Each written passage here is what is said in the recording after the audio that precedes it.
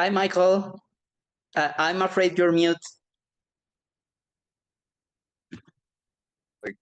There it is. Mario, ¿qué tal? ¿Todo bien? Todo bien.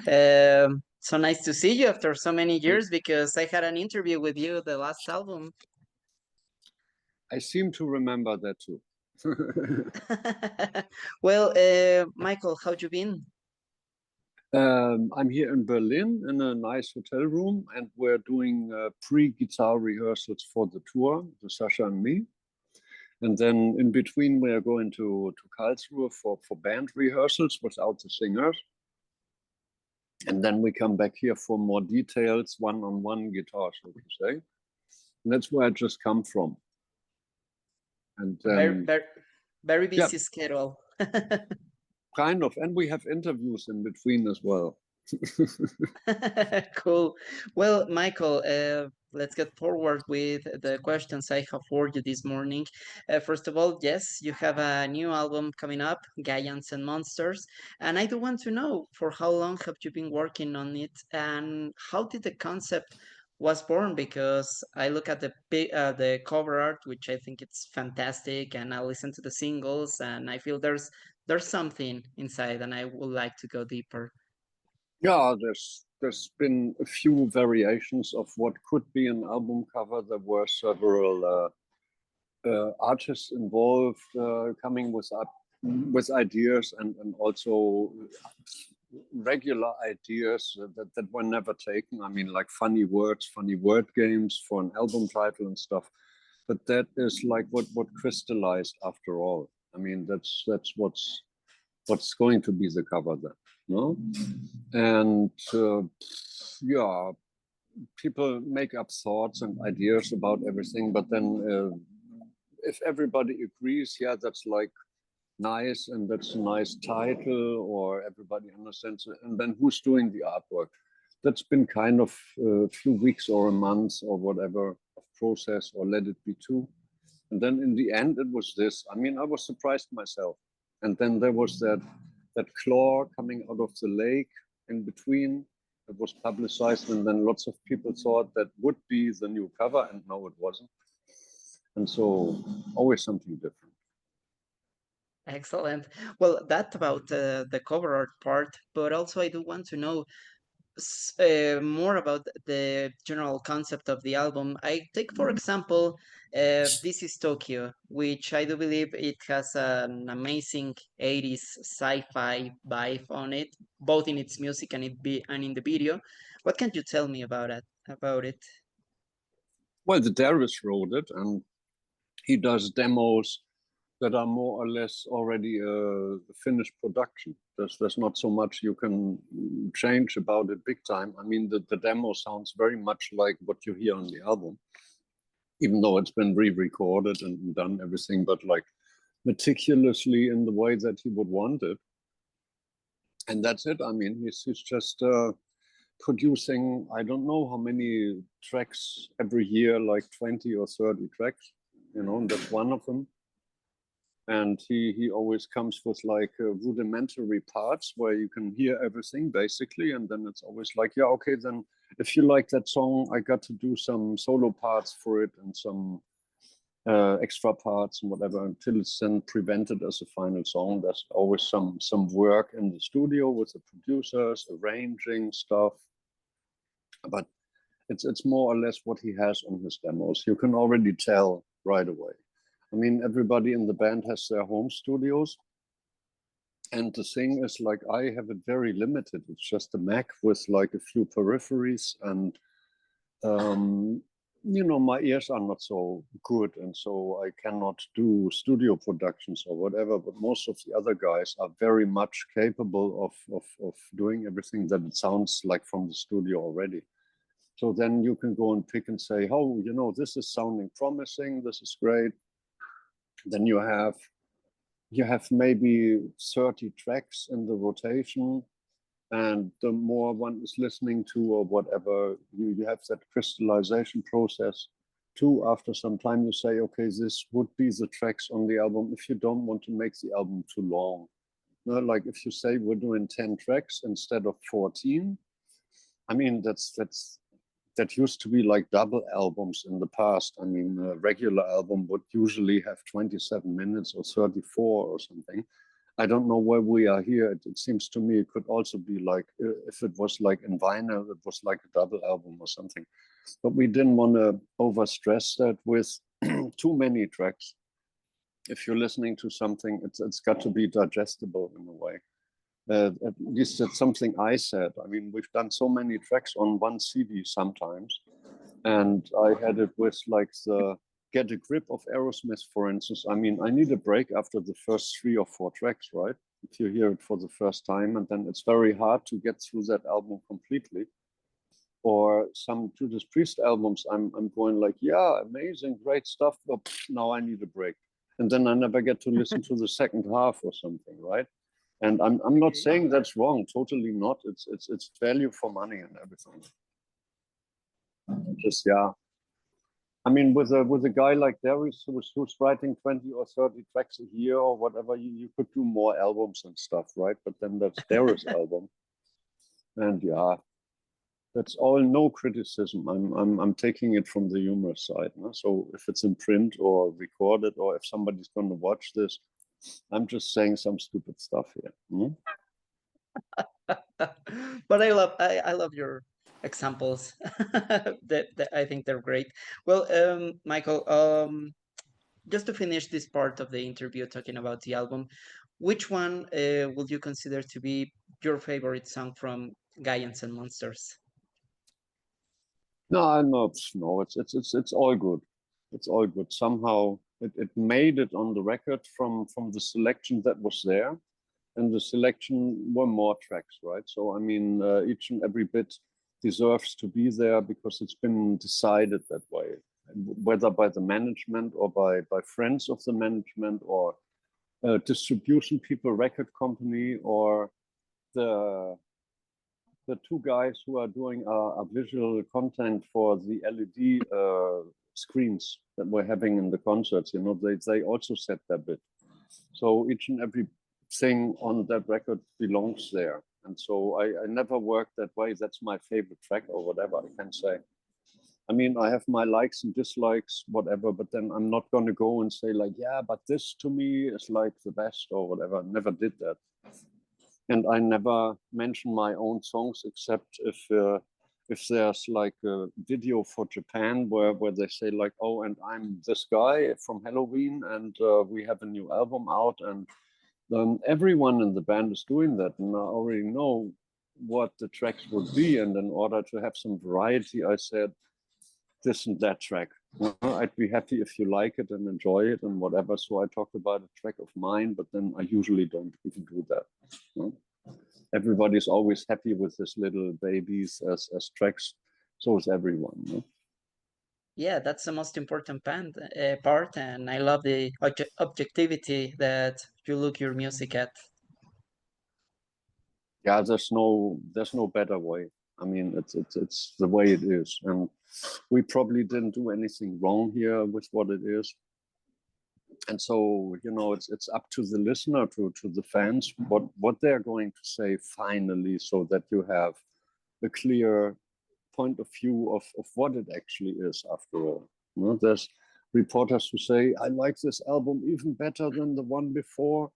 And yeah, I would always be like, all these records we've done in the recent years, you know, they're more or less up to par. And that's how I see things. And then it's great if everybody likes it so much. That's good. And we have a good vibe. We have a good buzz going on with opinions coming in. And that can't be wrong. That I consider a good thing. Yeah, I have always seen this very interesting phenomena between some fans of certain bands in a specific that always prefer certain albums and don't like the newer ones, but the newer ones are always really good, have nice production and everything. So I don't know if it's some attachment to nostalgia or something like that. Yeah, and there's several camps in the fanhood, and like, okay, as you had it was like Deep Purple, for instance. It was like, you know, there were people who would never accept Coverdale and Hughes in the band, right? Yeah. or Tommy Bolin, they would say like, that's not Deep Purple. And then there were other guys who, or girls, you know, who got that new record, and then they knew that, and they didn't even know the old recordings, right? And compare Fireball to Come Taste the Band or Stormbringer. I mean, that's different things, right? But it's still the same band it was, right? So if one can see that into that direction, kind of, you know, that would be pleasant for us. And I do believe that Deep Purple is the best example of what we just mentioned, because they not only have changed vocalists several times, and now they're back with Ian Gillan after a while, and they release some excellent music right now. And they know what they're doing, and I yeah. mean, they have surprising efforts and stuff. And I mean, I can only enjoy it. As an old Deep Purple fan, I was trained to just accept what they're doing, because there's no use going against it, right? Excellent. Well, and we Michael, had that tour with them recently. I mean, it was quite enjoyable. I always said, like, they got a new great guitarist, you know, and his name is McBride. And I told everyone like a year earlier or what, before that even happened. And then I was so surprised when he got into the band. I just told everyone, there's a cool guitarist, you know, Simon McBride, listen to his album. Oh, really? Oh, maybe I have a listen. And then we had those shows with them, and everybody like, oh, did you hear what he played? The Simon, amazing. And I was like, what did I tell you a year ago? No? Or earlier, whatever. That's how it is. That's good. And they're doing the best they can, right? Under the circumstances. Like they're pretty old guys, no? But they know what they're doing. And it's magic, and it's good. Totally, yeah. Well, besides the album, besides Giants and Monsters, you just announced your full European tour to celebrate 40 years of Helloween, which I think is great. And I do want to know, from all that you have lived with the band after all these years, what makes you feel the most nostalgic about maybe an era, maybe a tour, the recording of an album? What can you tell No, me? just last time we had like a real large Coliseum, like a real big arena, and I'm not sure where that was. Maybe it was Chile. Not so sure, but it's a great honor, you know, to go to. I mean, Mexico City. That thing that we played the recent few times. I mean, that's amazing. When we came there for the first time, and that was incredible, because I thought we would always go to that club before the Circo Volador or something. Now, Circo Volador for the 10th time or whatever. And then that was so amazing, you know, to get into that huge venue and see all the people. And that was one of those points, no? And then we had that huge stadium. I really can't remember. It was maybe Chile. And also when we came to Buenos Aires for the Movistar Arena, I mean, that's something. You go there and go like, yeah, then you feel good, no? And also the people in other countries, for God's sake.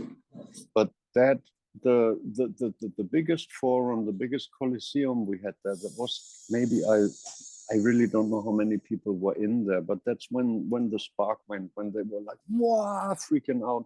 And I thought, okay, we've come to a certain point here. No? And that kind of touched me also. And then I don't remember where it was. Wow, amazing. But it was. Such nice memories. And yes, Mexico loves Halloween, and you deserve it to play in an arena. Yeah, we love Mexico too when we're in the right area, not arena, but area. And then, I mean, there's many great places inside Mexico, Ciudad, no? And we just don't know it. And the city is just too large. And then sometimes you have to go, I don't know, like 2 hours to somewhere or whatever. But it's nice to see there's really peaceful parts, you know, with nice trees, nice buildings, nice people. And it's all evening out against all the chaos that's taking place in other places, no? So I just wish the very best. Do you hear that noise? I just wish the best to everyone in Mexico City, you know, that they're having a good time and progress and betterment of things. Hmm? Thank you so much, man. And yes, we're a very chaotic city. Yeah, but Well, kind and cute somehow. Yeah. I well, mean, Michael, you have kiosks that are open till 4 at night, you know, and people go there and drink their beer. And I mean, you have that maybe here in Berlin till 2 or 3 or whatever. That's possible, but that's what I call a great city, you know? hmm, Where something like that is still possible against all fucking regulations and whatever there may be, you know? Curfews and stuff. yeah, totally. I agree with you. Well, Michael, I do have one last question for you. And July and August have been very interesting in the metal world for so many things. But while in Birmingham, fans were saying goodbye to Ozzy and Black Sabbath, at the same time in Hanover, Scorpions were celebrating 60 years of existence. And I do want to know how influential were them for you as a fan, as a rock music fan, and after also many decades of Helloween, have you ever shared a moment in person with the guys at Scorpions?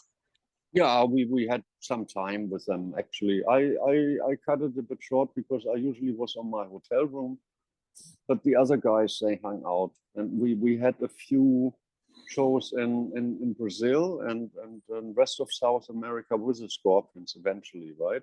Also Bogota and stuff, and that was pretty nice. I just decided I maybe hang out on the hotel room or have something to eat or whatever. And then everybody was like, "Where's Mikey? He's not in a good mood or what?" Nah, just so. Didn't think of it, and suddenly the time was over, right? But I mean, they know each other. That's nice.